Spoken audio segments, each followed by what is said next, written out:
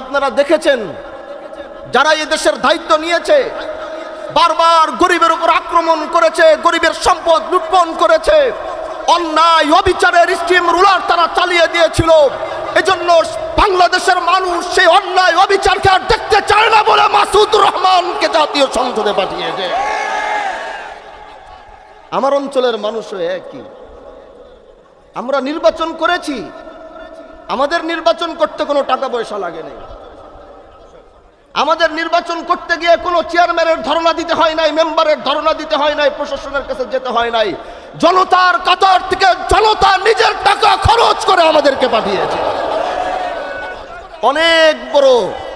অনেক বড় জিম্মাদারি, আমানতের ভার আমাদের কাঁধের উপরে দিয়েছে।